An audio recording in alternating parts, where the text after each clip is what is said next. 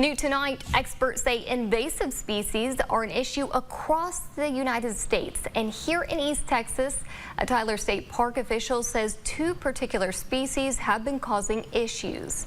Our Alex Weister breaks down what we need to know tonight. Damage of invasive species is hiding in plain sight throughout Tyler State Park. The bark is actually stripping away from the tree.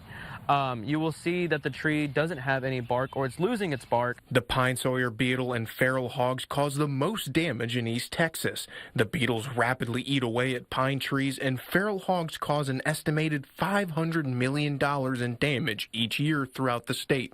Feral pigs can be anywhere. They are a very adaptable species. They can be anywhere from hot South Texas to all the way up to the Canadian border, as long as they have a resource, which would be food.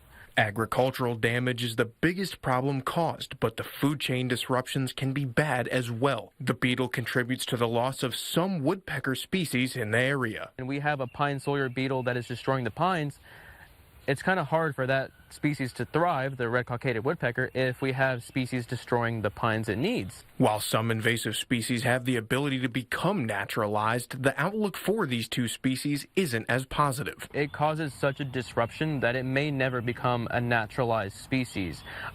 They grow at such an exponential rate that their damage can't really be contained. Same thing when it comes to the pine beetle. Again, they grow at a fast rate. Can they be controlled?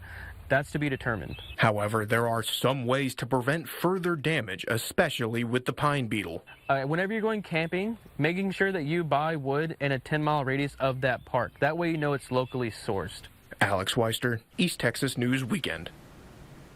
And he says if you do notice problems in your area relating to either species, contact a professional to take care of it before it can spread.